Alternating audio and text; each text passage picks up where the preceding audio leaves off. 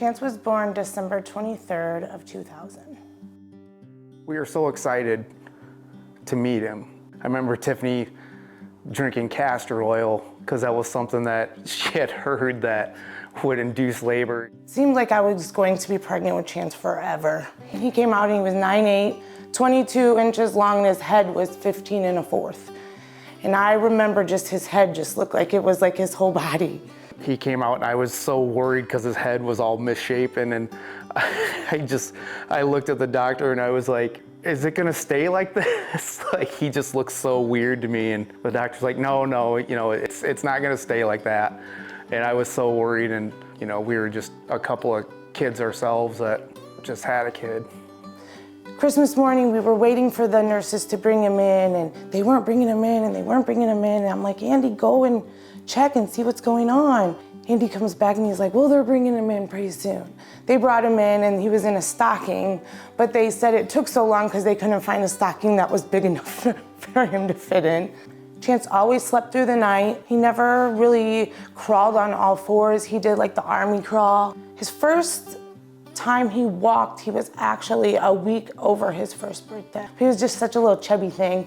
He had blonde hair, curls. Once he started walking, he just didn't stop. He wore out a couple of those big Tonka dump trucks. He used to run around all day long just pushing that dump truck just all over the farm. Everywhere he went, that dump truck, he was in front of him. Chantz liked anything outdoors. He liked to swim, liked to hang out with his cousins.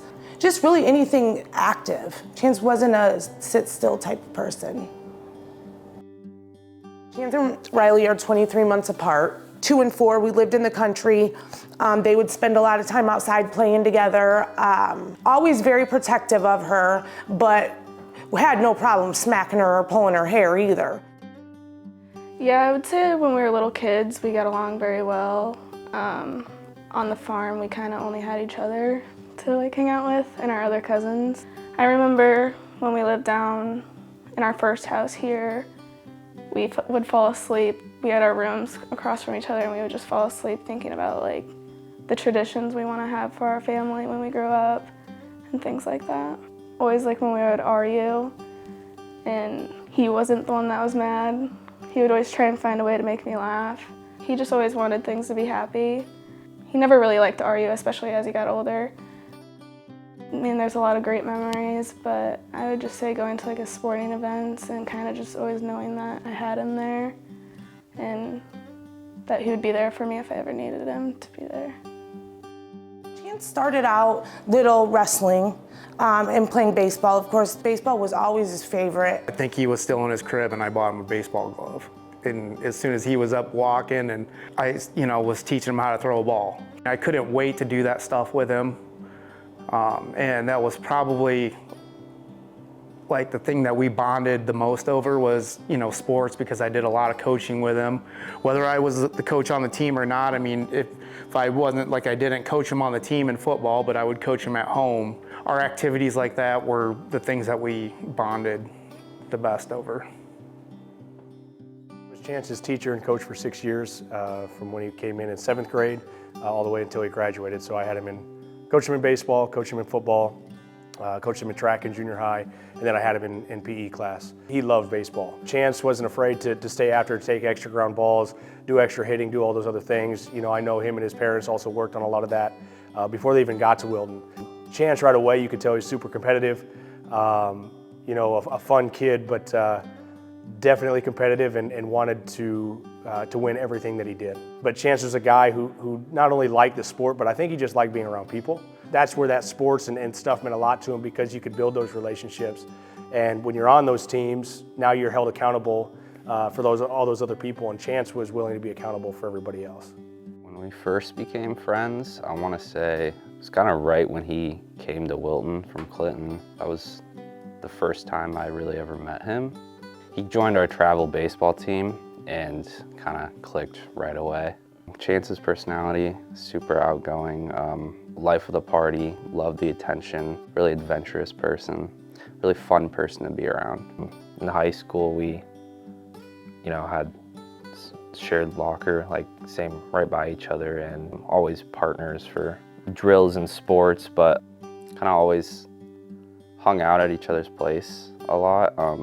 You know, he kind of became more like a brother to me. Like, I'd be working out in my garage and, you know, I'd be done and I'd go to my room to change. I'd find him asleep in my bed, you know. Like, he didn't tell me he was coming over. I had no idea, and, you know, I really didn't care.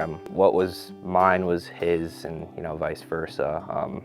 Really just, I was with him every day. He was really always kind of there for me, you know, always willing to talk about things, really cared, you know,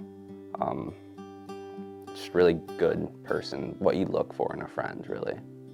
Chantz was really patient, and that's something that you wouldn't necessarily see, or you wouldn't necessarily expect from a guy like Chantz, because Chantz was a pretty good athlete here, right? And by the time he got into that junior and senior role, something that he did a lot of times is he played receiver for us in football, and as a linebacker, he was not afraid to go help coach those younger guys. You know, sometimes those older kids don't have a whole lot of time for that freshman that's trying to find their way in sports and things, and Chantz wasn't afraid to go, if nothing else, open up to him, to allow him to know that, you know what, where you're at is just fine. And I thought that's something that really stuck out to me about Chantz as well, and his character and who he was as a person, to open his time up to allow some of those younger kids to feel wanted within our program, which is not always easy to do. I like to think that he got that from us. I mean, Chantz was always somebody that he was very empathetic. You know, when there was somebody on his team that, you know, they needed help, you know, he was there to help them. You know, to try to, you know, for him to get better. He always wanted to make somebody laugh that seemed like they weren't having a good time. I mean, he could pick that person out of a crowd, and he would do whatever he could to raise their spirits. I talked to, you know, both of the kids growing up a lot. I did a lot of, you know, repeating myself, you know, wanting them to, you know, learn. What I used to always say to the kids is, your childhood is time for you to train to be an adult. And so I was always, you know, they would get mad at me because I was always preaching some kind of lesson at them, you know, you gotta behave this way, you know, you gotta do this, you know, this is how life is gonna be. And both of them got tired of hearing it over the years. But once Chantz reached a certain age, we were talking, and he said, I know I hated listening to all that stuff, you know, growing up, and you were always repeating yourself, and I used to get so mad. He's like, but I finally understand what you were telling me.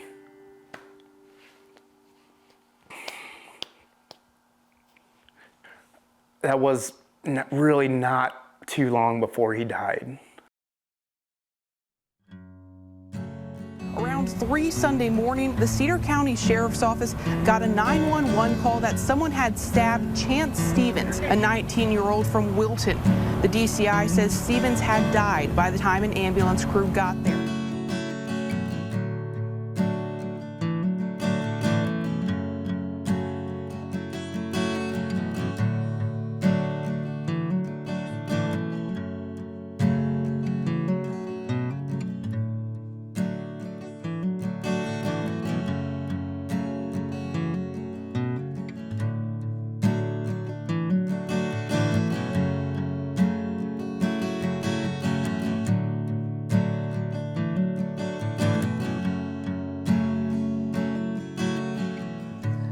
I loved being Chance's mom. You know, I love being a mom to Riley and to Chantz. Chantz was always just so happy and so loving, and he would always tell you he loved you. Even as he grew up, he would still do that. I think if you were to ask Chantz what the most important thing to him was, he would say family, and family being together. He was the one that wanted to do family pictures, the family vacations, kind of do all those things and make memories. And as he got older, that became a lot more important to him. Like, he was the first one to always tell people happy birthday in our family or happy anniversary. He just always recognized like little things like that. Yeah, Chantz was very family oriented. He definitely cared a lot about his family, for sure. Not only his family, just his friends, like everyone around him, really. He really cared for.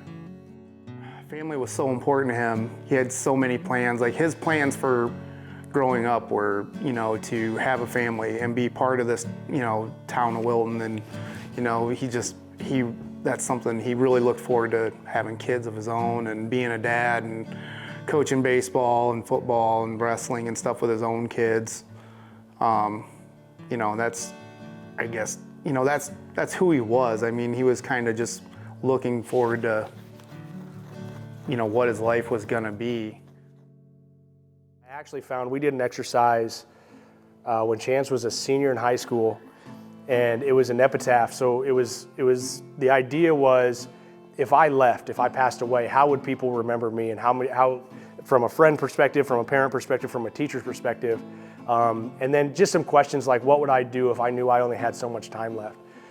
And what was unique about that was when Chantz did pass, I pulled that out, right? And you know, I looked at it, and Chantz wasn't too far removed from school when the incident happened. But looking at those things and the things that we just talked about here today matched up exactly with what Chantz, I think, wanted. Even him in high school, I think he was very mature for his age, and I think he understood that. When I went back and read through that exercise and what he left of who he wanted to spend time with if he only had so many days left on this earth, you know, it was his family, it was his close friends, it was his girlfriend at the time. So Chantz it was interesting reading through that, you know, especially when he passed. You know, I was going through that folder, and that had come up, and it was kind of crazy how spot on that really was. Because, you know, a lot of high school kids are, you know, I'm going to do this, I'm going to go skydive, I'm going to do whatever else. Chantz was all family-based, all friend-based. You know, being around the people that he really enjoyed would have been, you know, his final moments. And I think it's not too far off of what really happened in his life, right? You know, that day I know he was with his family. In his final moments, he was surrounded by friends. So I think it wasn't too far off.